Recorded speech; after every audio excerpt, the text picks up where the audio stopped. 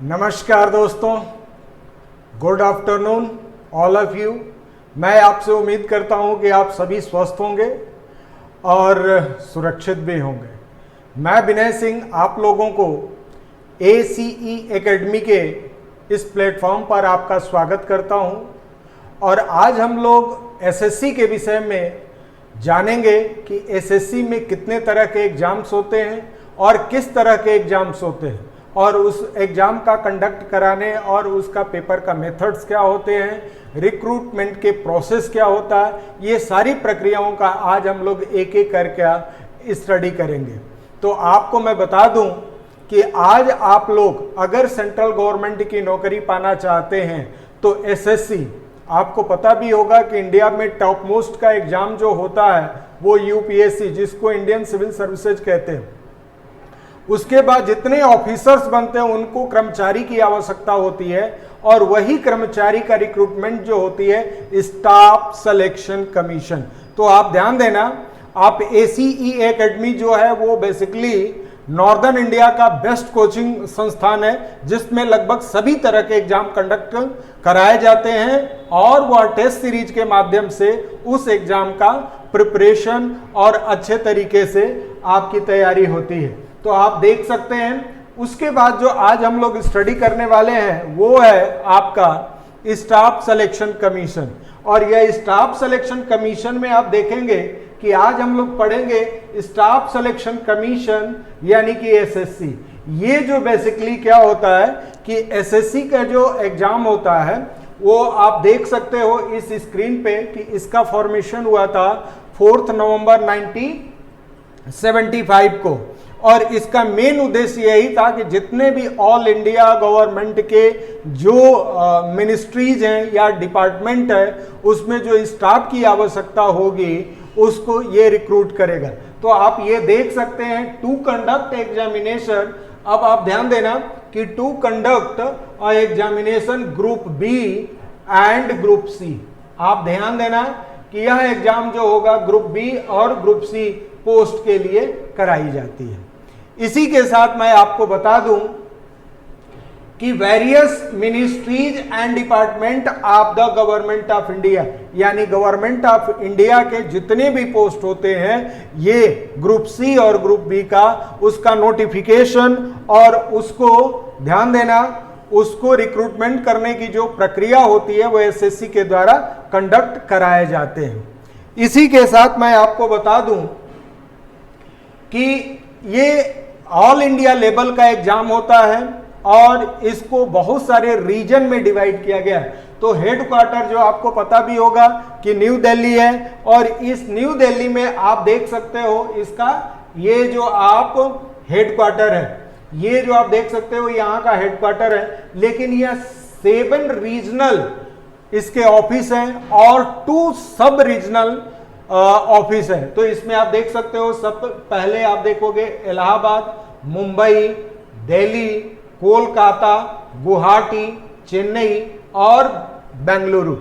तो ये बेंगलोर, तो इस तरीके से आप देखोगे कि ये रीजनल 7 पार्टों में डिवाइड है जिसको अगर हम सेंट्रल अगर SSC की ऑफिस की अगर बात करें इलाहाबाद, उसका MP भोपाल में भी है। तो इस तरीके से ये रीजनल पार्टों में डिवाइड किया गया है। अब इसको अगर 2 सब रीजनल की बात करते हैं तो सबसे बड़ी बात है कि ये इसमें रायपुर भी है और रायपुर के बाद जो आप देख सकते हैं ये चंडीगढ़ है। तो रायपुर ये रीजनल सब सेंटर में आता है जिसके अंडर आप देख सकते हो ये पूरा मतलब छत्तीसगढ़ से लगा हुआ जो भी स्टेट है उनमें सारे SSC के लिए एग्जामिनेशन कंडक्ट कराने के सेंटर और सारी चीजें होता है इस रीजनल सेंटर से रेगुलाइज होता है। तो आपको मैं बता दूं कि यही 7 सेंटर और 2 सब सेंटर्स हैं, सब रीजनल सेंटर्स हैं जहां से ये पूरे एग्जामिनेशन को कंट्रोल कोऑर्डिनेट और कोऑपरेट करता है वो सेंट्रल ऑफिस के लिए यानी न्यू दिल्ली के लिए। तो ध्यान देना 4 नवंबर 1975 में इसका स्थापना हुआ था। इसका मेन उद्देश्य था ग्रुप C और ग्रुप B की जॉब को क्या करना कि स्टेट गवर्नमेंट, ये ऑफिस तो स्टेट गवर्नमेंट के अंदर लेकिन ये सेंट्रल गवर्नमेंट के थ्रू काम होता है। तो आप ये समझ सकते हैं कि इसके द्वारा अब ध्यान देना ये कितने तरह का एग्जाम कंडक्ट कराता है। तो यह एग्जाम कंडक्ट कराने की अगर हम बात करते हैं तो आप देख सकते हो सबसे पहले ये मल्टीटास्किंग की होती है, और मल्टीटास्किंग आप देख सकते हो कि यहाँ मल्टीटास्किंग जो होता है जो मुख्यतः कलर के लेवल होती है, जिसकी एलिजिबिलिटी ये 10th होती है, जिसकी एलिजिबिलिटी मुख्यतः क्या होती है वो 10th होती है। ये कंबाइंड हायर सेकेंडरी लेवल जो होता है ये मुख्यतः आप देखेंगे कि ये जो होता है +2 लेवल होता है। इसको आप ध्यान देना, ये +2 लेवल का होता है, यानी 12वीं पास अगर कैंडिडेट है, ये भी बड़े बाबू यानी कलर की पोस्ट होती है, जो अपर क्लर्क होते हैं उनके लिए रिक्रूटमेंट। सबसे अच्छी जो पोस्ट होती है उसमें आप देखेंगे कि सीजीएल में होती है, जिसको हम लोग कहते हैं कंबाइंड ग्रेजुएट लेवल सीजीएल। इसमें सबसे ग्रुप बी की पोस्ट होती है। ग्रुप बी में भारत के जितने भी मिनिस्ट्रीज हैं और जितने भी आप कह सकते हैं कि डिपार्टमेंट है, उनके जो ग्रुप बी ऑफिसर्स होते हैं उनके लिए ये कंडक्ट कराए जाते हैं। तो आप समझ सकते हैं कि यह कंडक्ट जो कराया जाता है वह बेसिकली यहीं से शुरू होता है। ये ग्रुप बी की इसमें सभी पोस्ट है। अब है फूड कॉर्पोरेशन ऑफ इंडिया। ध्यान देना है एक समय तक फूड कॉर्पोरेशन ऑफ इंडिया जो है वो बेसिकली एसएससी के थ्रू होता था, लेकिन आजकल ये इंडिपेंडेंट, आजकल आप देखोगे कि इसका इंडिपेंडेंट रिक्रूटमेंट होता है। लेकिन कुछ पोस्ट फूड इंस्पेक्टर जैसे फूड कॉर्पोरेशन ऑफ इंडिया के अभी भी कुछ पोस्ट जो होते हैं वो एसएससी के थ्रू ही होता है। उसके बाद प्रसार भारती की अगर हम बात करते हैं, प्रसार भारती में आप देखोगे कि डीडी न्यूज का नाम सुना होगा।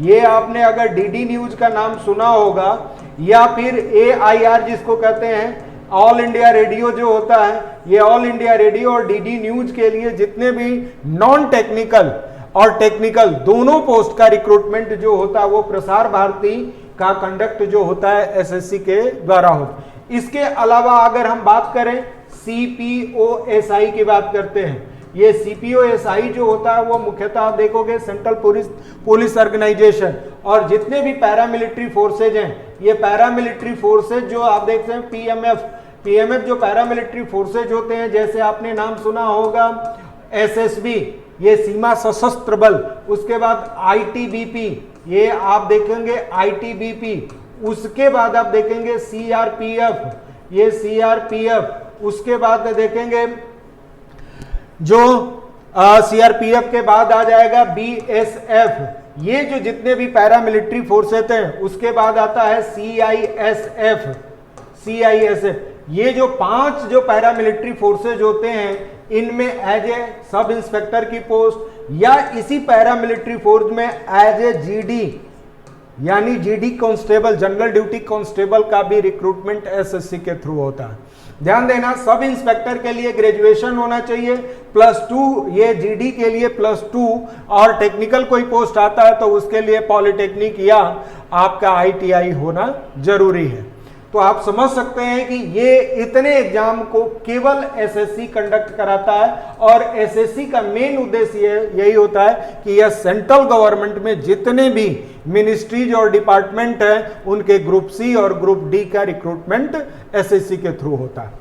अब हम लोग जानेंगे कि ये तो ये हो गया कितने तरह के पोस्ट होते हैं, जो 10th पास किया है और जो ग्रेजुएशन कर लिया। जो 10th पास किया है उसका भी एग्जामिनेशन जैसे मल्टीटास्किंग है वो 10th लेवल पे है। CHSL जो होता है वो बेसिकली आप देखेंगे CHSL की अगर हम बात करते हैं तो वो ये जो CHSL की बात अगर कर लेते हैं तो यह +2 होता है, लेकिन जो CGL की जो क्वालिफिकेशन होती है वो ग्रेजुएशन एनी डिसिप्लिन की बात करता है। तो इसेंशियल क्वालिफिकेशंस में आप देख लो, यहां हम लोग देख सकते हैं ये CGL के लिए ये जो एलिजिबिलिटी है वो बेसिकली CGL के लिए है। और अगर आप MT वाले हैं मल्टीटास्किंग वाले हैं तो वो 10th होना चाहिए और CHSL जो होगा वो 12th वाला होगा, वे 12th पास करने के लिए। अब आप देखोगे कि जैसे प्रसार भारती की अगर हम बात करते हैं, प्रसार भारती की जो एलिजिबिलिटी होती है वो CGL की जो एलिजिबिलिटी होती है ग्रेजुएशन एनी डिसिप्लिन। इसके बाद GD की अगर हम बात करते हैं, GD पैरामिलिट्री फोर्सेज में, ध्यान देना पैरामिलिट्री फोर्सेज की अगर बात करते हैं तो उसकी एलिजिबिलिटी ये जो क्या होती है एज ए GD के लिए +2 होता है, 12वीं पास होना चाहिए। और यही अगर सीपीओ एसआई की अगर बात करते हैं, सीपीओ एसआई जो होगा उसके लिए ग्रेजुएशन एनी डिसिप्लिन होना चाहिए। तो ये एलिजिबिलिटी आपका हो गया। अब आप ये जानेंगे कि रियल में इसकी एज क्या होती है। तो एज जो होती है एसएससी की, आपको मैं बता दूं, अलग अलग पोस्ट के लिए अलग अलग होती है। तो जनरली 18 से 27 वर्ष जो पोस्ट होती है वो जनरल कैंडिडेट के लिए होती है, और ओबीसी के 3 साल के लिए छूट है, 30 साल के लिए होगा। एसटी एससी के लिए 32 साल, इनको 5 ईयर की छूट। फिजिकली हैंडीक्रैफ्ट जो होते हैं, फिजिकली हैंडीकैप जो होते हैं वो बेसिकली क्या होते हैं, 18 से 37, इनको 10 इयर्स का होता है। जो एक्स सर्विसमैन होते हैं उनके लिए 5 इयर्स का छूट मिलता है। ठीक है, अभी पेंडेमिक में ये डिमांड किया जा रहा है कि इस एज में और भी रिलैक्स है, जैसे जनरल कैंडिडेट के लिए अब उसको बढ़ा के 30 साल करने की बात चल रही है, कुछ पोस्ट में मिल भी चुका है। तो ये जो 18 से 30 तक का हो गया है, अब क्या हो गया है कि या जब 30 हो जाएगा तो ये 18 से 33 हो जाएगा, उसमें 3-3 साल आप जोड़ लेंगे तो ये 18 से 35 हो जाएगा, और आप देख सकते हैं यह 18 से 42 हो जाएगा, और ये आप देख सकते हैं 18 से 37 हो जाएगा। इस तरीके से सबको क्या होगा कि इस छूट मिल जाएगा। तो अभी इस पे कुछ पोस्ट में कर दिया गया और कुछ पोस्ट में अभी नहीं हुआ। तो आप समझ सकते हो कि आप अगर इस क्राइटेरिया के अंडर आते हैं तो आप ऑब्वियस है कि आप इस फॉर्म को फिलअप कर सकते हैं। जो मिनिमम एलिजिबिलिटी क्राइटेरिया है उसको भी आप फुलफिल कर सकते हैं। अब हम लोग चलते हैं टाइप ऑफ पोस्ट की। अब इस पोस्ट में क्या होता है कि ये मैं जो बात कर रहा हूं ये सीजीएल की पोस्ट है। ध्यान देना, सीजीएल की, ये जितने भी टाइप ऑफ पोस्ट की अगर बात करेंगे वो सीजीएल की बात करेंगे, और इस सीजीएल में इंस्पेक्टर रैंक की जितनी पोस्ट होती है वो सब आपको मिलती है। तो इंस्पेक्टर ऑफ इनकम टैक्स के इंस्पेक्टर जिसको सीबीटी के अंतर्गत आता है, central inspector of central excise duty जो हो गया है, inspector preventive officer CBC, inspector of examiner, ये जो सीबीईसी यानी सेंट्रल गवर्नमेंट के जो टैक्स, आजकल ये देख सकते हैं कि पहले जो इनकम टैक्स पे होता था सेंट्रल, अब आजकल इसका जो हो गया जीएसटी के नाम से जानते हैं इसको। तो ये जीएसटी डिपार्टमेंट में आप देखो कि इंस्पेक्टर रैंक के पोस्ट जितनी भी होगी सब इसी के थ्रू होता है। और ये ध्यान देना क्लास 2, और इसका after 12 to 15 year, after 12 to 15 year इनका प्रमोशन हो जाता है, और यह प्रमोशन जो होता है आईआरएस कैडर में मिल जाता है। आईआरएस इंडियन रेवेन्यू सर्विस के अंतर्गत ये।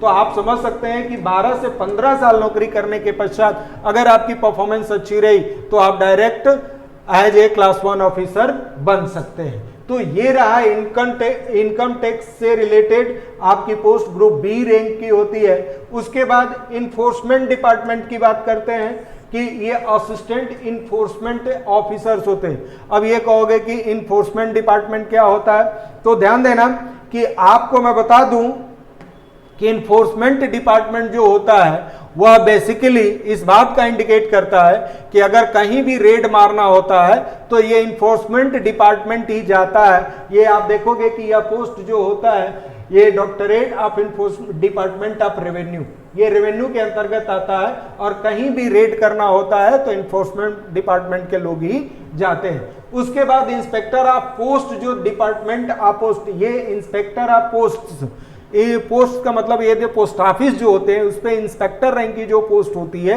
वो बेसिकली क्या होता है, इन्हीं के inspector of central bureau of narcotics जिसको CBN कहते हैं। ध्यान देना, ये सीबी नारकोटिक्स डिपार्टमेंट में, नारकोटिक्स डिपार्टमेंट मतलब कहीं आप देखेंगे कि अफीम हुआ, चरस, गांजा, ये समथिंग होता है, उसको इंस्पेक्शन करने की पोस्ट होती है। अब होता है डिविजनल अकाउंटेंट। डिविजनल अकाउंटेंट जो होते हैं अंडर सीएजी, ये सीएजी के जितने भी ऑफिस होते हैं उसमें ऑडिटर की पोस्ट जो होती है, डिवीजन जो अकाउंटेंट की और एडिटर की पोस्ट जो होती है, उस ऑडिटर की पोस्ट के लिए रिक्रूटमेंट जो कौन कराता है, एसएससी के थ्रू होता है, और इसके लिए एलिजिबिलिटी ग्रेजुएशन एनी डिसिप्लिन चाहिए।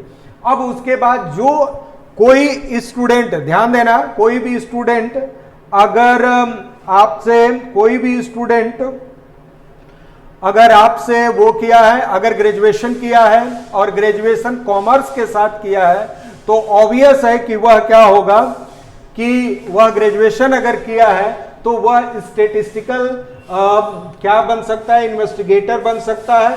इसके लिए एक चीज और ध्यान देना, या तो वो ग्रेजुएशन में ध्यान देना, या तो वह ग्रेजुएशन जो किया होगा वो स्टेटिस्टिक्स सब्जेक्ट के साथ किया हो, या स्टेटिस्टिक्स जो होता है ये स्टेटिस्टिक्स सब्जेक्ट हो, या वो कॉमर्स का स्टूडेंट हो, या बीकॉम किया हो या एमकॉम किया हो तो भी यह फॉर्म किया हो, या उसने बैचलर ऑफ आर्ट्स की डिग्री अगर इकोनॉमिक्स से लिया है तो भी इस फील्ड में यह स्टेटिस्टिकल इन्वेस्टिगेटर कर सकता है। या बैचलर की डिग्री होनी चाहिए या इससे ऊपर की डिग्री आपका है इसी फील्ड का, तो आप स्टेटिस्टिकल इन्वेस्टिगेटर हो जाएंगे।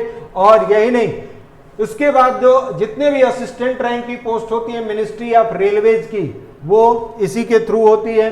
उसके बाद असिस्टेंट जो होता है सेक्रेटरीट, जो सचिवालय की जो पोस्ट होती है, जो भारत सरकार के सचिवालय होता है उसकी जो पोस्ट, असिस्टेंट की जो पोस्ट होती है इसी में होती है। उसके बाद सीबीसी की अगर बात करते हैं, central vigilance commission, central vigilance commission का मतलब होता है सतर्कता आयोग। और आप ध्यान देना, ये किसी को भी रेड डाल सकते हैं और किसी की सारी चीजों की जांच पड़ताल कर सकते हैं। तो उसके असिस्टेंट की जो पोस्ट होती है वो बेसिकली इसी के द्वारा होता है। अब हम बात करते हैं असिस्टेंट इंटेलिजेंस ब्यूरो। आपको पता भी होगा कि इंडिया में इंटरनल ध्यान देना चीजों को देख रेख करने के लिए जो हमारा खुफिया तंत्र होता है, यानी कि इंफॉर्मेशन देने के लिए इंटेलिजेंस ब्यूरो, जिसको हम लोग आईबी के नाम से जानते हैं। और यह आईबी जो होता है आज के डेट में इंटरनल स्टेट मतलब इंटरनल पार्ट ऑफ इंडिया के बीच में भी काम करता है। और जो हमारा नेबर कंट्री है, जैसे श्रीलंका की बात करें, मालदीव की बात करें, नेपाल की बात करें, भूटान की बात करें, बांग्लादेश की बात करें, तो यहाँ आईबी सक्रिय होता है कि कोई भी इस तरह के अराजक तत्व जो अगर हमारे समाज या हमारे देश में अगर एंट्री करते हैं या किसी भी तरह का स्मगलिंग करते हैं या किसी भी तरह का कोई अपराध बोध काम करते हैं, तो उसके लिए हमारे इंटेलिजेंस ब्यूरो में एज ए असिस्टेंट की पोस्ट होती है। ये ध्यान देना कि इसके अलावा आईबी खुद एक ACIO, ध्यान देना ACIO, ये जो होता है ये सेकंड का मतलब होता है असिस्टेंट, ये ध्यान देना, ये इंटेलिजेंस ऑफिसर, ये जो अगर हम बात करते हैं सेकंड का जो रिक्रूटमेंट होता है आईबी खुद कंडक्ट कराता है और वो एग्जाम को लेता है, लेकिन उसके असिस्टेंट की जो पोस्ट होती है वो एसएससी के थ्रू किया जाता है। और ध्यान देना कि जो आईबी के एक पोस्ट DCO होता है, DCO, ये ध्यान देना, असिस्टेंट सेंट्रल इंटेलिजेंस ऑफिसर की जो होती है सेकंड की, और DCIO की जो पोस्ट होती है वो यूपीएससी कंडक्ट कराता है। और वो लोग इस फॉर्म को फिलअप कर सकते हैं जो ऑलरेडी इस फील्ड में मिनिमम 5 इयर्स का एक्सपीरियंस रखे होंगे। तो आप समझ सकते हैं कि यह जो पोस्ट होती है वो इसी के अकॉर्डिंग दी जाती है। अब हम बात करते हैं असिस्टेंट एक्सटर्नल अफेयर्स। एक मतलब कि आप देखोगे कि एक्सटर्नल अफेयर्स, जो मिनिस्ट्री ऑफ एक्सटर्नल अफेयर्स में जो असिस्टेंट की पोस्ट होती है वो एसएससी के थ्रू होती है।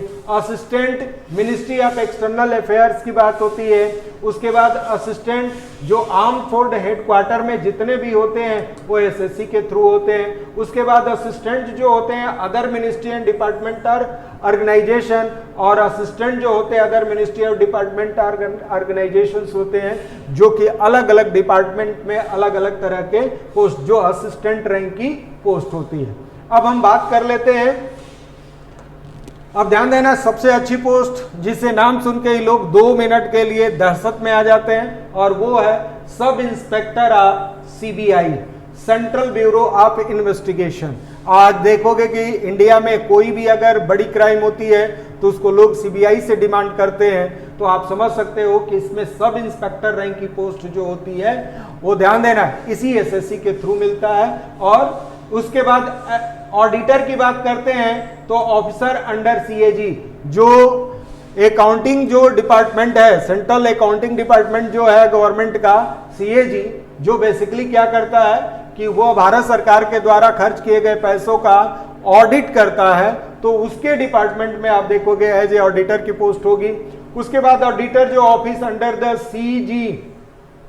CGDA जो सेंट्रल गवर्नमेंट डिपार्टमेंट अथॉरिटी जो होता है उसके अंतर्गत ये जितने भी होते हैं एज ए ऑडिटर का काम करते हैं। अब auditor office under the CGA या अदर्स, ये जो CAG के अंतर्गत जितने भी डिपार्टमेंट आते हैं, इसके अलावा सेंट्रल गवर्नमेंट के अंदर जितने भी डिपार्टमेंट आते हैं, अगर फाइनेंशियल रिलेटेड होता है तो उसमें ऑडिटर की जो पोस्ट होती है एज ए SSC के द्वारा ही उनकी भरपाई की जाती है या रिक्रूटमेंट है। Accountant, junior accountant office under, उसमें भी अकाउंटेंट की और जूनियर अकाउंटेंट की जो रिक्रूटमेंट होता है वो CAG के ऑफिस में ही होता है। और उसका जो होता है ये जूनियर और अकाउंटेंट की अगर हम बात करेंगे, ये भी क्या होगा, ये CGA या अदर्स में जो होता है वो इसी के थ्रू होता है। तो आप समझ सकते हैं कि इसमें नंबर ऑफ पोस्ट कितना दिया गया है। अब होता है अपर डिविजनल क्लर्क, जो कहा जाता है सीनियर मोस्ट जो क्लर्क होते हैं। अब उसमें central government of India, ministries and other than CSCS under cadre, ये जो ध्यान देना कि सेंट्रल गवर्नमेंट के अंतर्गत जितने भी मिनिस्ट्री और डिपार्टमेंट आते हैं उसमें अपर डिवीजन क्लर्क की जो पोस्ट होती है उसका रिक्रूटमेंट जो होता है वो बेसिकली अपर डिवीजन क्लर्क का जो रिक्रूटमेंट होता है इसी SSC के थ्रू होता है। उसके बाद टैक्स असिस्टेंट, ध्यान देना टैक्स असिस्टेंट दो तरह में आप देखोगे, CBDT में आता है और CBEC में भी आता है। ये दोनों डिपार्टमेंट जो होता है टैक्स में इंक्लूड है और ये टैक्स रिलेटेड ये दोनों डिपार्टमेंट है लेकिन अलग अलग काम करता है। कंपाइलर, कंपाइलर जो होता है रजिस्ट्रार सेंट्रल ऑफ ये जनरल ऑफ इंडिया, जहां हर साल 10 साल पे आप देखोगे, ये ध्यान देना कि इंडिया में आप देखोगे कि 2001 में हमारा सेंसस हुआ, तो सेंसस करने के लिए जो रजिस्ट्रार होते हैं उनमें एज ए असिस्टेंट और कंपाइलर की जो पोस्ट होती है वो क्या होती है, एज ए SSC के द्वारा ही फुलफिल किया जाता है। अब sub inspector of central bureau of narcotics, वहां सब इंस्पेक्टर ऑफ CBI था, यहाँ ये देखेंगे सेंट्रल ब्यूरो ऑफ नारकोटिक्स। ये नारकोटिक्स में जितने भी होते हैं as a sub inspector rank की पोस्ट जो होती है वो SSC के द्वारा ही कंप्लीट कराया जाता है। इसी के साथ आप देख सकते हो कि ये रहा नंबर ऑफ पोस्ट, और इस नंबर ऑफ पोस्ट के लिए आपको एक चीज ध्यान रखना होगा कि ये भारत सरकार के जितने भी डिपार्टमेंट होते हैं उसमें रिक्रूटमेंट की जो सबसे अच्छी प्रक्रिया और प्रोसेस जो है वह बेसिकली क्या है, SSC के द्वारा हम समझ सकते हैं। यही नहीं, इसी के साथ आपको मैं बता दूं कि इसके एग्जामिनेशन और इसके एग्जामिनेशन यानी इसके रिक्रूटमेंट करने की जो प्रक्रिया है वो 4 स्टेप्स में होता है। टियर 1, टियर 2, टियर 3 और स्किल टेस्ट को हम लोग टियर 4 कहते हैं। अब आप ध्यान देना कि टियर 1 क्या होता है, टियर 2 क्या होता है और टियर 3 क्या होता है और स्किल टेस्ट।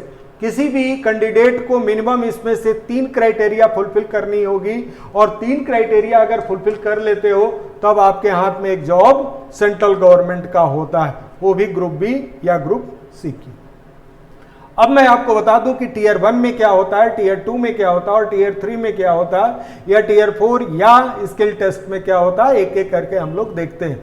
तो जिस स्टूडेंट को किसी भी तरह के अभी भी कोई डाउट हो तो प्लीज आप लोग पूछ सकते हैं, और पूछने के साथ साथ आप एक डिसीजन लेंगे तभी आपका सिलेक्शन होगा।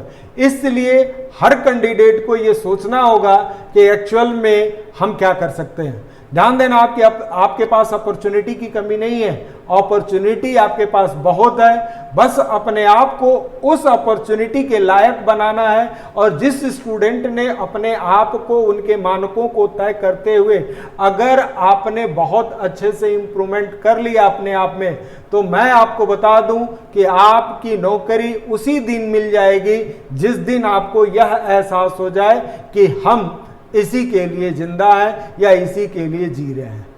इसी के साथ मैं आपको बता दूं कि यह टियर 1, टियर 2 और टियर 3 की बात करते हैं। तो अब आप देख सकते हैं pattern of examination of SSC। जो टियर 1 होता है, अगर हम बात कर लें टियर 1 की, टियर 1 जो होता है, ध्यान देना, ये अगर हम टियर 1 की बात करते हैं, ये प्राइमरी फेज होता है। और ध्यान देना ये कंप्यूटर CBT वाले फॉर्म में होता है, computer based test. Computer based test का मतलब होता है कि ऑनलाइन पेपर होगा।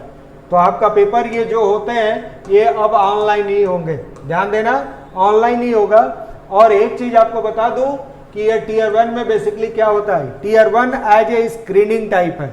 स्क्रीनिंग टाइप का मतलब होता है नंबर आप स्टूडेंट बहुत ज़्यादा होते हैं तो इसको स्क्रीन किया जाता है, यानी छांट लिया जाता है। और इसका जो छांट करने का मेथड जो होता है या इनकी छटनी करने की जो मेथड होती है वो इस प्रकार से है। जैसे अगर टीयर 1 की बात करते हैं, ध्यान देना, टीयर 1 की बात करते हैं तो टीयर 1 जो होता है ये ऑब्जेक्टिव बेस आता है, टोटल 100 क्वेश्चन होते हैं, टाइम 1 आवर्स होता है और माइनस मार्किंग जो होती है 0.25 होता है। तो अब आपको बता दूं, जिसमें ध्यान देना, इसमें 15 क्वेश्चन मैथ्स के होते हैं, सॉरी ये 25 क्वेश्चन मैथ के होते हैं, 25 क्वेश्चन रीजनिंग के होते हैं और 25 क्वेश्चन इंग्लिश के होते हैं और 25 क्वेश्चन जनरल स्टडी। इस तरीके से 100 क्वेश्चंस होता है, टाइम 1 आवर की होती है, ध्यान देना ये 1 आवर की है।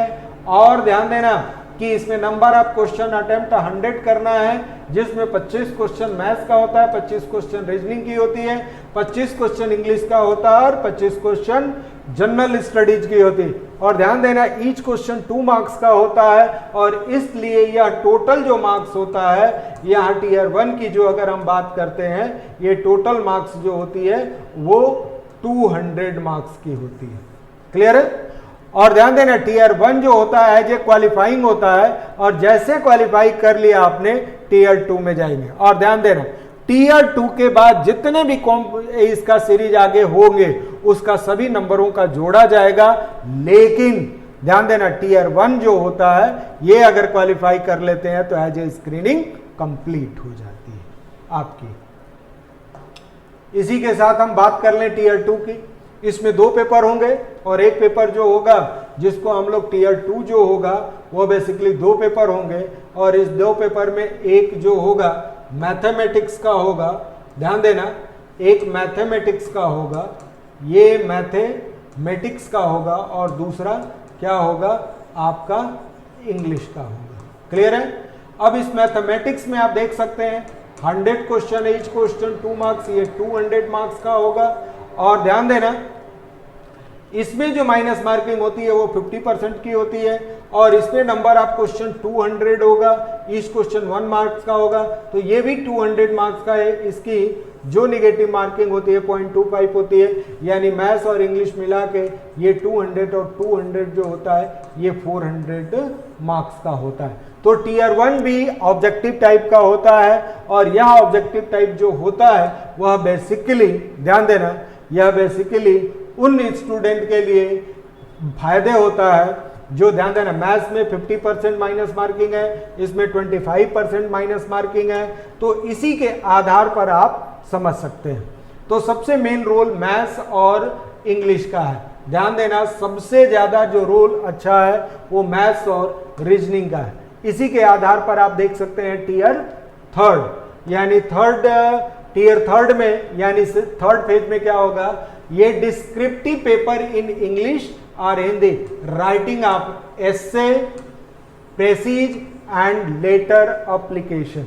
तो ध्यान देना इसमें क्या होता है, इसमें सबसे मेन इंपॉर्टेंट पार्ट जो होता है इसमें आप ध्यान देना 100 नंबर का होता है, 100 नंबर का होता है और ये ध्यान देना इंग्लिश का पेपर होता है। ये डिस्क्रिप्टिव टाइप के पेपर होता है, इंग्लिश या हिंदी का होता है, जिसमें एक एसे लिखना होता है, एक प्रेसीज लिखना होता है और एक लेटर एप्लीकेशंस लिखने होते हैं और ये 100 मार्क्स का ये मार्क्स भी इंक्लूड होता है ये।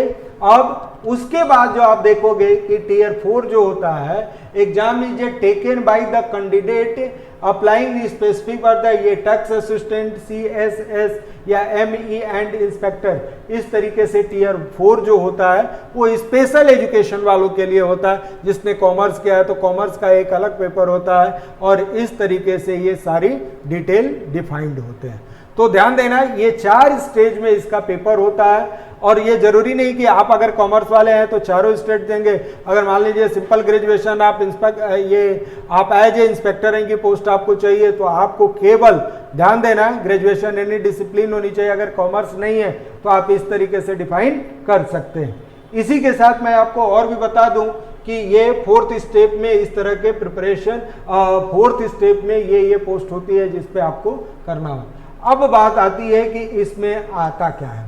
तो आपको जनरल स्टडी, ये ध्यान देना कि एसएससी का टीयर 1 की अगर हम बात करते हैं, ये टीयर 1 में तो जनरल स्टडीज से कितना क्वेश्चन पूछेगा, 25 क्वेश्चन। मैथ से कितना क्वेश्चन पूछेगा, 25 क्वेश्चन। ध्यान देना 25 क्वेश्चन। और रीजनिंग से कितना क्वेश्चन होंगे, ये ध्यान देना, रीजनिंग से कितना क्वेश्चन होगा, 25। और आपके इंग्लिश से कितना क्वेश्चन होगा, वो इंग्लिश से जो क्वेश्चन होगा वो 25। 1 घंटे में आपको 100 क्वेश्चन सॉल्व करना होता है। जनरली अभी तक मेरिट देखा गया है कि लगभग आप 70% अगर क्रॉस कर लेते हो तो आपका टीयर 1 निकलने की भरपूर संभावना है। अब क्या होता है कि जीएस के रोल में आप देखेंगे कि जनरल स्टडीज के मात्र केवल 25 क्वेश्चन से पूछे जाते हैं। और यह 25 क्वेश्चन आप देखेंगे, ध्यान से समझना कि यह 25 क्वेश्चन जो होता है वो बेसिकली बहुत ज्यादा सेक्शन तो टच नहीं करता है, लेकिन आपको ध्यान देना कि वर्ल्ड हिस्ट्री से एक क्वेश्चन, एंशिएंट से एक और मिडवल से लगभग एक और मॉडर्न से 1 या 2 क्वेश्चन हर बार पूछा जाता है। इसलिए वर्ल्ड हिस्ट्री के साथ साथ एंशिएंट हिस्ट्री और मिडवल हिस्ट्री और मॉडर्न हिस्ट्री आपको ऑब्जेक्टिव बेस पढ़ना होगा और अच्छे तरीके से पढ़ना होगा। उसके बाद अगर हम बात कर लें ज्योग्राफी, तो ज्योग्राफी मैप बेस का क्वेश्चंस पूछा जाता है। फिजिकल ज्योग्राफी में आप देखोगे कुछ कंसेप्चुअल कोर्स होते हैं, कुछ फैक्चुअल बेस होते हैं। और वर्ल्ड ज्योग्राफी में भी जियोमॉर्फोलॉजी के अलावा इसके अलावा कौन फेमस सिटी है, ये सारी डिटेल इस पे बताया जाता है। फिर इंडियन ज्योग्राफी में तो लगभग सभी चीज़ों से क्वेश्चंस पूछा जाता है। और मैं बता दूं कि यह आपके सिलेक्शन के लिए द बेस्ट ऑप्शन है कि ये आप देखोगे कि ज्योग्राफी से नंबर ऑफ क्वेश्चंस की अगर बात करें तो हर बार अच्छे खासे क्वेश्चंस पूछे जाते हैं। इसी के बाद अगर हम बात कर लें साइंस, ध्यान देना एसएससी का चहेता सब्जेक्ट है साइंस। और साइंस में फिजिक्स हो गया, केमिस्ट्री हो गया, बायोलॉजी हो गया, साइंस एंड टेक्नोलॉजी हो गया, इन्वायरमेंट हो गया। ये बेसिकली ये साइंस सब्जेक्ट के मेजर कंपोनेंट्स हैं, फिजिक्स, केमिस्ट्री, बायोलॉजी। बायोलॉजी में भी जूलॉजी और बॉटनी का स्टडी करेंगे। और जूलॉजी और बॉटनी का स्टडी जो होता है उसका अगर अध्ययन करें तो हम बायोलॉजी में करते हैं। और यही नहीं, जब उसका अप्लाइड वे में हम जब स्टडी करते हैं तो वो टेक्नोलॉजी के रूप में स्टडी करते हैं। और अपने अगल बगल की चीज़ों का जब अध्ययन करते हैं और उसका हमारे समाज पर इफेक्ट की बात करते हैं तो उसको हम लोग इन्वायरमेंट एंड इकोलॉजी कहते हैं। तो इन्वायरमेंट एंड इकोलॉजी यानी साइंस के सब्जेक्ट में आपको physics, chemistry, biology, science and technology और इन्वायरमेंट एंड इकोलॉजी के विषय में अच्छे से स्टडी करना होता है।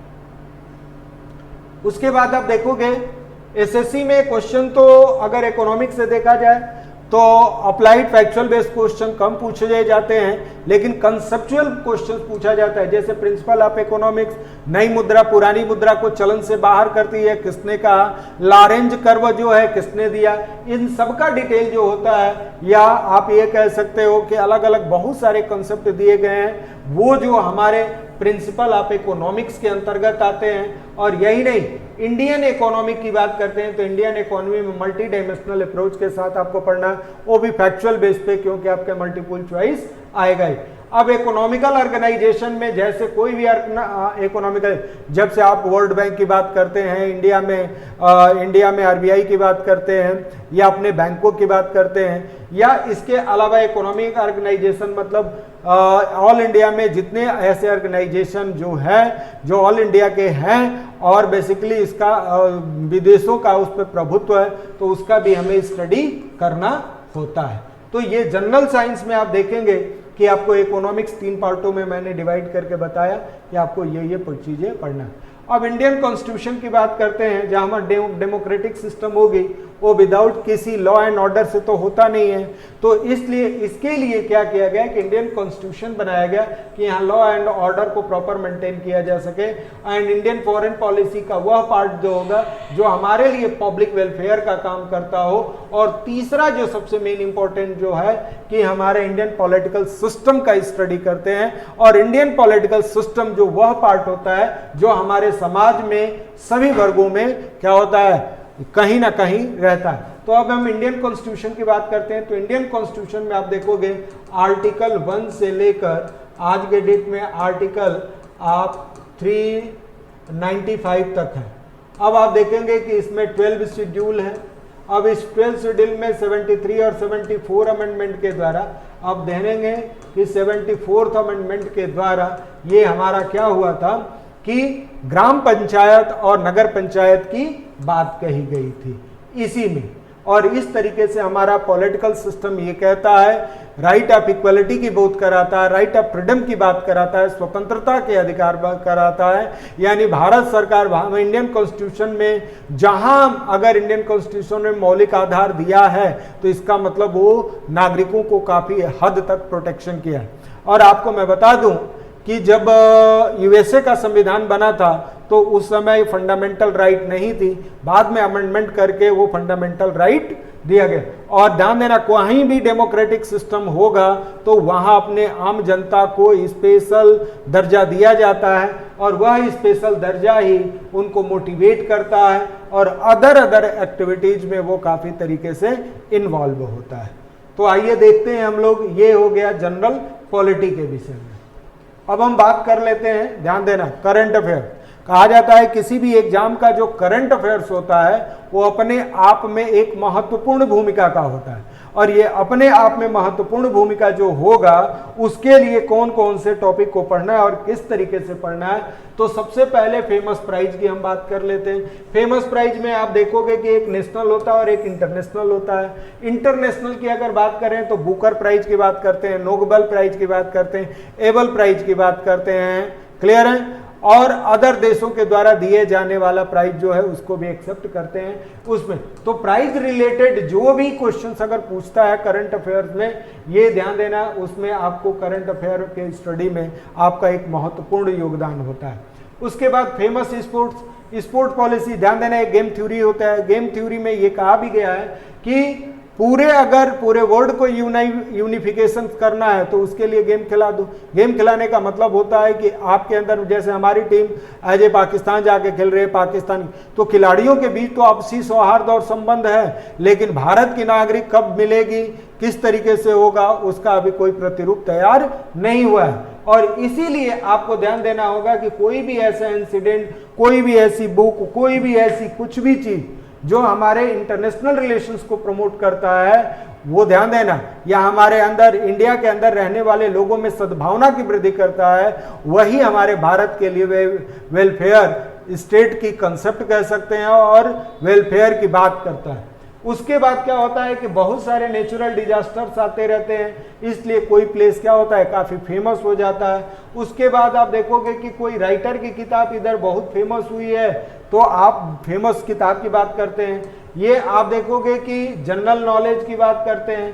तो जनरल नॉलेज मतलब ये होता है कि सामान्य अध्ययन का मतलब होता है कि अगर कोई व्यक्ति किसी भी चीज का स्टडी करता है तो उसमें पारंगत और मास्टर डिग्री नहीं लेना है, उसको सामान्य होकर पढ़ना है और बहुत अच्छे से पढ़ना है कि उसमें अनफॉर्चुनेटली अगर किसी भी तरह का कोई क्वेश्चन आएगा तो हम बहुत अच्छे तरीके से कर सकते हैं। तो कोई भी, ध्यान देना, कोई भी नई किताबें आती है जो हमारी इकोनॉमी को प्रभावित करती है, जो हमारे पॉलिटिकल सिस्टम को इफेक्ट करता है, जो हमारे अदर एक्टिविटीज को प्रभावित करता है, वही हमारे करंट अफेयर्स में पढ़ने होते हैं, जिसमें फेमस प्राइज है, फेमस स्पोर्ट्स है, फेमस प्लेस है, फेमस बुक्स है, और जनरल नॉलेज की खासकर लुसेंट जैसी किताबों का स्टडी किया जाता है। तो अब हम बात करते हैं करंट अफेयर। अब करंट अफेयर्स जो होता है, यहाँ दो तरीके के आप परिभाषित कर सकते हो कि यहाँ करंट अफेयर्स जो होता है दो तरीके से, दो नहीं तीन तरीके में डिवाइड कर लो।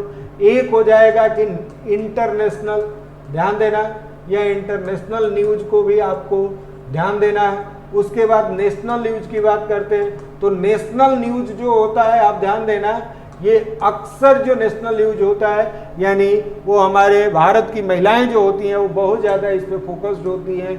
और तीसरा जो नेशनल न्यूज के बाद जो होता है, अब आप देखोगे करंट अफेयर्स में कि ये नेशनल इंटरनेशनल न्यूज हो गया, नेशनल न्यूज हो गया, और आप जहां रहते हैं उसके मतलब स्टेट के जो न्यूज होते हैं, स्टेट के न्यूज में आप मल्टी डायमेंशनल अप्रोच के साथ, चाहे वो इकोनॉमी का हो, कल्चरल का हो, पॉपुलेशन का हो, साइंस का हो, साइंस एंड टेक्नोलॉजी का हो, या किसी भी तरह का होगा, तो वो हमारे करंट अफेयर्स में स्टडी करना होता है। और यही करंट अफेयर्स का जो सब्जेक्ट होता है वो ध्यान देना, इससे मात्र 25 क्वेश्चन ही पूछा जाएगा, इसलिए आपको स्मार्ट स्टडी करनी होगी, स्मार्ट प्लानिंग करना होगा, और इस तरीके से आप सिलेक्शन ले पाएंगे।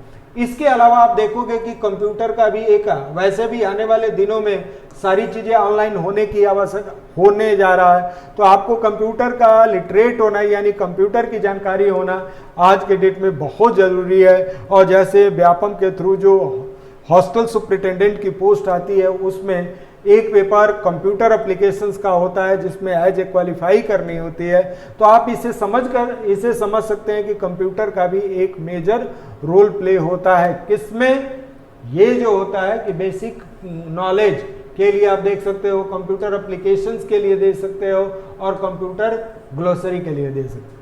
तो ये जो ग्लोसरी की बात अगर बात करते हैं तो यह तीनों जो होता है ये कंप्यूटर से रिलेटेड है, और जो स्टूडेंट इन तीनों में से कोई एक करता है तो वो काफ़ी हद तक अच्छे तरीके से उनका प्रॉपर डेवलपमेंट और सिलेक्शन भी होगा। अब हम बात कर लेते हैं मैथमेटिक्स की। ध्यान देना, ये मैथमेटिक्स जो है वो सबसे इंटरेस्टिंग सब्जेक्ट है, और ध्यान देना आप हमारी संस्था के साथ जब पढ़ेंगे तो आपको बहुत ही मजा आएगा, क्योंकि खेल खेल में हम आपको सारा खेल पढ़ा देते हैं, और वह खेल जो होता है कॉम्पिटिटिव एग्जाम्स के लिए काफ़ी खूबसूरत होता है। तो इसी के साथ आप देखते हैं कि बेसिक न्यूमेरेसी की अगर हम बात करते हैं, बेसिक न्यूमेरेसी का मतलब होता है संख्यात्मक अगर मान आता है या संख्यात्मक अगर चीज़ों को स्टडी करते हैं तो उसमें कौन कौन सी वैल्यूज आती है और कौन कौन से चैप्टर्स पढ़ने होते हैं। तो number system and their application, मतलब नंबर सिस्टम जो भी दिया गया है उसके अप्लाइड पोर्शन में किन किन चीज़ों को स्टडी करता है, इसमें बहुत अच्छे थे। उसके बाद number system and application, square and square root, cube and cube root. तो ध्यान देना, क्यूब रूट, स्क्वायर रूट जो होता है इसेंशियल होता है, किसी भी मैथमेटिक्स का यह बेस पार्ट होता है। या क्यूब एंड क्यूब रूट की बात करते हैं, फ्रैक्शन एंड डेसिमल्स की बात करते हैं, power and shirts and indices की बात करते हैं, सिंप्लीफिकेशंस की बात करते हैं, या एलसीएम एचसीएफ की बात करते हैं, और रेशियो एंड प्रोपोर्शनल की बात करते हैं, एवरेज की बात करते हैं, और ये नंबर सीरीज या ध्यान देना कि अल्फाबेटिकल सीरीज। तो मैथ्स में बेसिक न्यूमेरेसी में इतनी चीज़ों को स्टडी करते हैं। इसमें जो मोस्ट इंपॉर्टेंट चैप्टर है एलसीएम एचसीएफ और सिंप्लीफिकेशन और introduction of number system. Introduction of number system का मतलब होता है number system and it's applications की बात हम करेंगे। क्लियर है? तो इसी के साथ आप देखोगे कि ये हमें मैथ्स में पढ़ना होता है। इसी के साथ मैं बता दूं कि परसेंटेज, ध्यान देना, प्रतिशत एक ऐसा सब्जेक्ट है जो सभी सब्जेक्ट में पाया जाता है, चाहे आप मिक्सचर एंड एलिगेशन में करें, चाहे वाटर फ्लो की बात करें। तो यह ध्यान देना, simple interest, profit and loss, discount, ये मिक्सचर और एलिगेशन है, पार्टनरशिप, सिंपल इंटरेस्ट और कंपाउंड इंटरेस्ट होता है। और यही कंपाउंड इंटरेस्ट या सिंपल इंटरेस्ट जो होता है वो बेसिकली हमारे परसेंटेज का एक मेजर पार्ट भी है। उसके बाद एडवांस्ड मैथमेटिक्स की बात करते हैं, जो एडवांस्ड मैथमेटिक्स आजकल एसएससी में खूब पूछे जा रहे हैं। तो सबसे पहले ट्रिग्नोमेट्री की बात कर लेते हैं, ज्योमेट्री की बात करते हैं, कोऑर्डिनेट ज्योमेट्री की बात करते हैं, परमुटेशन कॉम्बिनेशन की बात करते हैं, और प्रोबेबिलिटी की बात करते हैं, और सेट थ्योरी की बात करते हैं। यह जो 6 चैप्टर जो होता है आप देखेंगे, यह हमारे वैदिक मैथमेटिक्स के साथ साथ ये काफ़ी पुराना मैथमेटिक्स है, जिसको एक्चुअल में अगर जान लिए आप तो लगभग सभी क्वेश्चंस को बहुत आसानी से और कम समय में कर सकते हैं। इसी के साथ मैं आपको बता दूं कि स्टैटिस्टिक्स में हर साल जो आप देखेंगे कि नंबर डेटा इंटरप्रिटेशन से एक क्वेश्चन पूछा जाता है, और अप्लाइड स्टैटिस्टिक्स से भी एक क्वेश्चन पूछे जाते हैं, डाटा सफिशिएंसी से एक क्वेश्चन पूछा जाता है। तो हर साल आप मान के देखो कि स्टैटिस्टिक्स से मिनिमम 5 मैक्सिमम 10 के बीच ही क्वेश्चंस पूछे जाते हैं। तो मैं आपसे उम्मीद करूंगा कि आप अच्छे तरीके से समझेंगे और अच्छे तरीके से इसको आत्मसात भी करेंगे। अब इसी के साथ आप देख सकते हो applied mathematics, speed time and distance. तो स्पीड टाइम एंड डिस्टेंस की अगर हम बात करते हैं तो आप देख सकते हो कि यहां आप देख सकते हो स्पीड टाइम मैनेजमेंट की बात, स्पीड टाइम डिस्टेंस की बात करते हैं। तो स्पीड टाइम डिस्टेंस जो होता है वो किसी दूरी को क्या करता है, आसान बना देता है। इसीलिए ट्रेन रिलेटेड प्रॉब्लम्स आते हैं, वर्क टाइम एंड वेज और सम एज रिलेटेड प्रॉब्लम। तो ये जो पोस्ट होते हैं ये अप्लाइड मैथमेटिक्स के पोर्शन होते हैं। और अगर बाई चांस आप हो गए और इसमें किसी भी तरह की प्रॉब्लम आ रही है तो सारी जिम्मेदारी आपकी होती है कि आप ध्यान देना कि स्पीड टाइम एंड डिस्टेंस से नंबर ऑफ क्वेश्चन बहुत इजी आता है, ट्रेन रिलेटेड भी क्वेश्चन इजी आता है, टाइम वर्क से भी इजी क्वेश्चन आता है और एज रिलेटेड से भी बहुत अच्छे क्वेश्चन पूछे जाए। अब होता है हमारा मेंसुरेशन। मेंसुरेशन का मतलब होता है क्षेत्रमिति। क्षेत्रमिति जो होती है किसी भी क्लोज्ड फिगर का हम क्षेत्रमिति निकालते हैं और उसका एरिया निकालते हैं और उसी के आगे इसमें आप देखोगे कि 2D की बात करते हैं, 2D फिगर्स की बात करते हैं, 3D फिगर्स की बात करते हैं और रेगुलर पॉलीगॉन की बात करते हैं। तो ध्यान देना, आपको मैं बता दूं कि ये 2D में होता है जिसमें लेंथ एंड ब्रेथ होता है, जिसमें क्या होता है, लेंथ एंड ब्रेथ होता है। जिसे यह आप देख सकते हैं A, B, C और D, ये A, B, C, D यह क्या है, एक रेक्टेंगल है। ये क्या है, ये रेक्टेंगल है।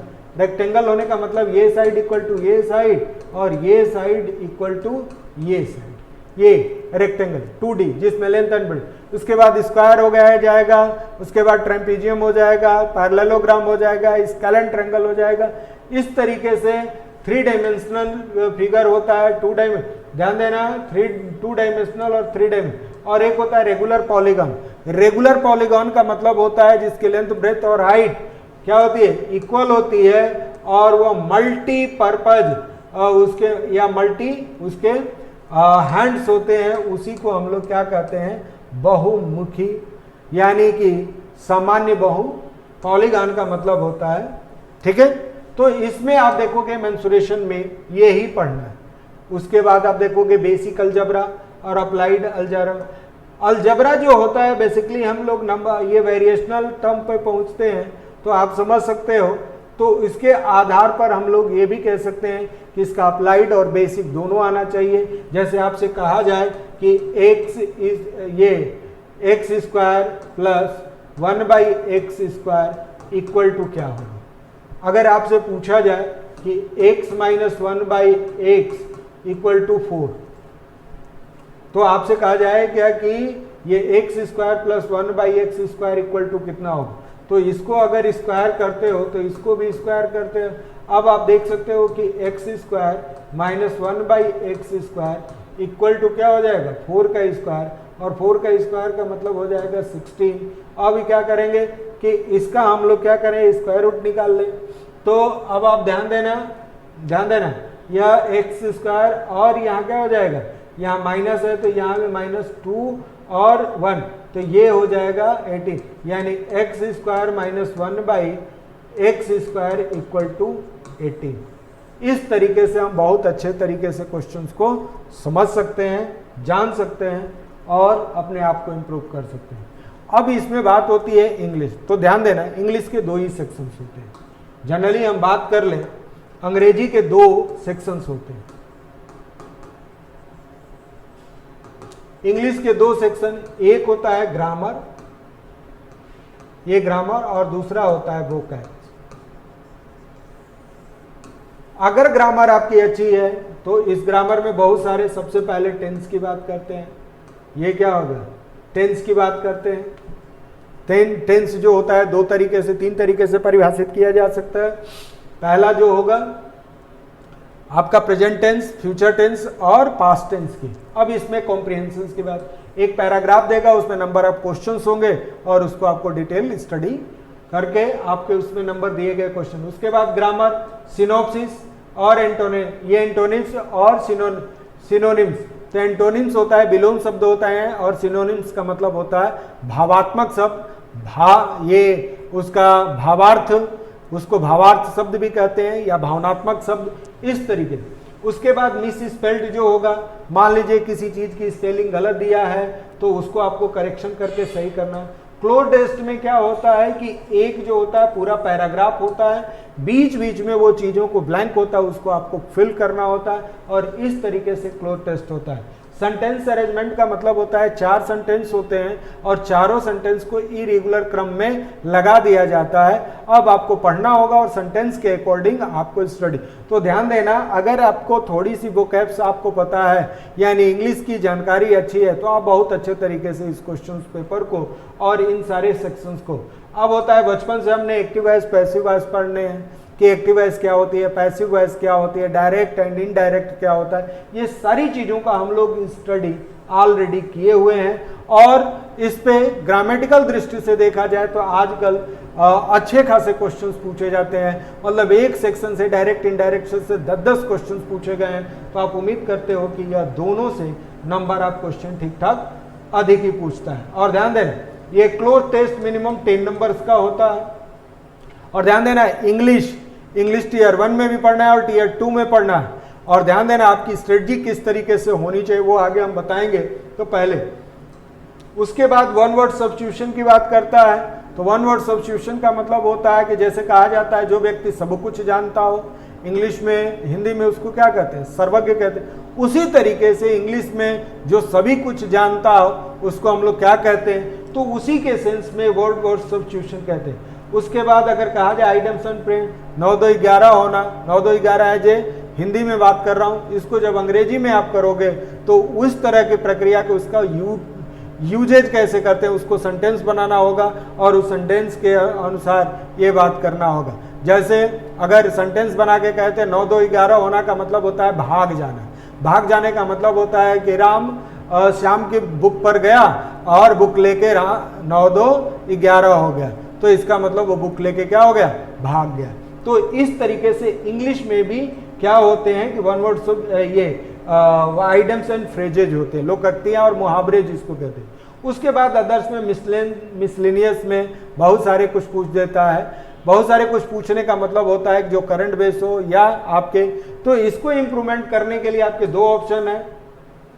ऑप्शन ये है कि आप इंग्लिश पेपर पढ़े, जब भी किताबें पढ़े इंग्लिश पढ़ेंगे तो आपके पास जितने अधिक वो कैप्स आएगा, ध्यान देना, ये जितने वो कैप्स आएगा वो उतना ही आपका क्या होगा, इंग्लिश लैंग्वेज इंप्रूव होगा।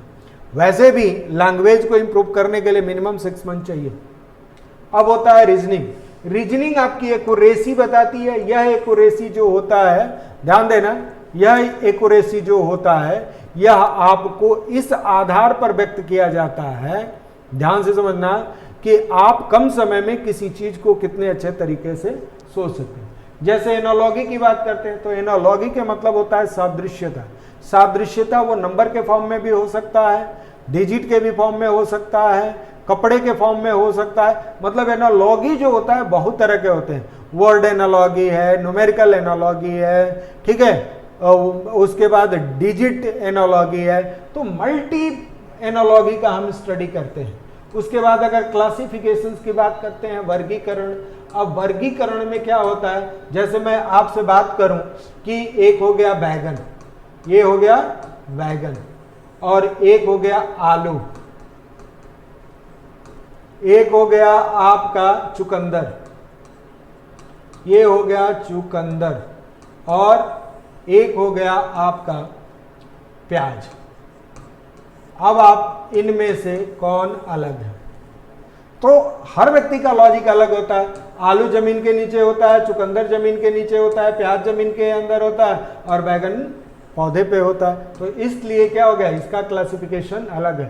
उसके बाद अल्फाबेटिकल क्लासिफिकेशन होता है, अल्फाबेटिकल होगा, न्यूमेरिकल क्लासिफिकेशन अलग अलग होते हैं। उसके बाद कोडिंग डिकोडिंग्स होते हैं। ये कोडिंग डिकोडिंग का मतलब होता है, अगर मान लीजिए किसी चीज को, अगर मान लीजिए कि वाटर को हम, मान लीजिए कि वाटर को हम लोग W से अगर डिनोट करते हैं तो आप फायर को किससे करेंगे? ठीक है, तो वाटर को अगर W हम मान लिए तो फायर पे से कर सकते हैं। उसके बाद सीरीज एंड सीक्वेंसेज की बात करते हैं। सीरीज एंड सीक्वेंसेज का मतलब ये हो गया कि यह सीरीज और सीक्वेंसेज जो होता है वो बेसिकली क्या होता है, वह एक मेजर पार्ट में क्वेश्चंस पूछा जाता है। वो नंबर सीरीज भी हो सकता है, अल्फाबेटिकल सीरीज भी हो सकता है, लगभग सभी तरह के सीरीज पूछे जाते हैं। ब्लड रिलेशंस का मतलब ये होता है कि ब्लड रिलेशंस में एक पेड़ होता है, जैसे दादा दादी से यहाँ दादा और दादी और यहाँ नाना नानी, और फिर इस तरीके से दादा दादी वाले मतलब पिताजी और यहाँ माता जी, और इसके बाद माता जी के रिलेशंस के और दोनों को कोरिलेट करते हैं। तो इस तरीके से ये रैंकिंग टेस्ट का मतलब होता है, एक हॉरिजॉन्टल भी होता है, एक वर्टिकल भी होता है। इन दोनों रैंकिंग सिटिंग अरेंजमेंट में एक गोलाकार भी हो सकता है, राउंड टेबल भी हो सकता है, और एक आमने सामने भी बैठना होता है, एक सेंट्रीपिटल होता है, एक सेंट्रीफ्यूगल होता है, एक केंद्र की ओर मुंह करके बैठना और एक होता है पीछे की ओर। तो इसमें मल्टी डायमेंशनल अप्रोचेज के साथ क्वेश्चंस है। उसके बाद डायरेक्शन सेंस टेस्ट होता है। डायरेक्शन सेंस टेस्ट का मतलब होता है कि आपसे डायरेक्शंस के विषय में यानी दिशा संबंधित क्वेश्चंस पूछे जाते हैं। साइलोगिज्म जो होता है वो हर कॉम्पिटेटिव एग्जाम्स कर खासकर बैंकिंग में यह अधिक आता है, लेकिन एसएससी में इक्का दुक्का क्वेश्चंस पूछे गए हैं और पूछे जाते हैं। अब उसके बाद मैथमेटिकली ऑपरेशंस होते हैं, यानी मैथ रिलेटेड आप देखेंगे कि यह मैथ रिलेटेड आपसे क्वेश्चंस होता है। उसके बाद स्टेटमेंट से भी कुछ क्वेश्चंस पूछे जाते हैं, वो कथन एवं कारण से भी क्वेश्चंस पूछे जाते हैं, और इस तरीके से क्लॉक और कैलेंडर से भी क्वेश्चन हर बार एक या दो क्वेश्चंस पूछे जाते हैं। फिर उसके बाद मिसिंग नंबर की भी बात करते हैं कि अगर कोई मिसिंग नंबर हो तो उससे भी नंबर आप क्वेश्चंस। तो अभी आपने सिलेबस देख लिया, जीएस देख लिया, उसके बाद आपने देखा इंग्लिश का देखा, उसके बाद मैथमेटिक्स का आपने देखा, और ये रहा रीजनिंग का सिलेबस। और यही रीजनिंग का सिलेबस जो होता है यही आपसे सिलेबस होता है और इसी को पढ़ना होता है। क्लियर हुआ?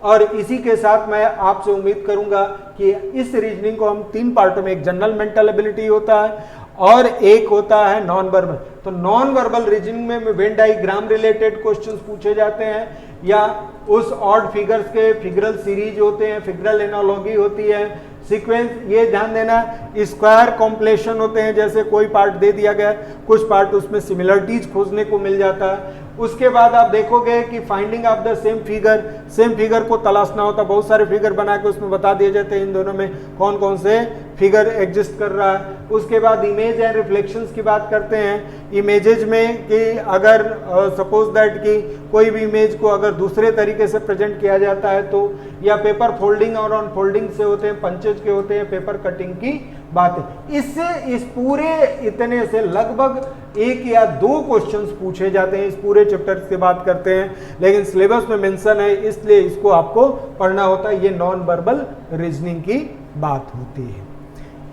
उम्मीद करूंगा कि आप क्या होंगे कि अभी आपने जो भी चीजें देखा या एसएससी के विषय में आप जो चीजों ने आपने एक एक करके उसकी इंट्रोडक्शन से लेकर कौन सी पोस्ट होती है, रिक्रूटमेंट की क्या प्रक्रिया होती है और कौन से सिलेबस होते हैं, कौन स्टूडेंट एलिजिबल होता है, ये सारी डिटेल आज आपने देखा है। उम्मीद करता हूं कि आपको समझ में आया होगा।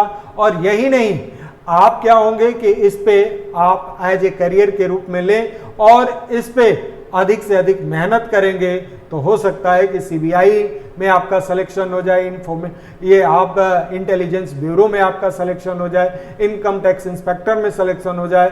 और थोड़ी सी मेहनत, अगर एक साल की मेहनत अगर पूरी जिंदगी बदल देता है तो हमें और आपको क्या करना चाहिए कि मिल के मेहनत करनी चाहिए ताकि आपका सिलेक्शन हो। और हमारी यही ख्वाहिश है कि आपका सिलेक्शन हमारी ख्वाहिश है, यानी आपका ड्रीम हो और मिशन हमारा हो, तो क्या हो सकता है कि आप सफल होंगे। और सफल होंगे तभी आप सफल होंगे जब मल्टी डायमेंशनल अप्रोच के साथ आप पढ़ेंगे। इसी के साथ मैं आप लोगों से विदा लेता हूं। उम्मीद करता हूं कि आप स्वस्थ भी होंगे और सुरक्षित भी रहेंगे और जो पेंडेमिक के जो मानक है उसको फुलफिल भी करेंगे और अच्छे तरीके से पढ़ाई करेंगे। Thank you very much.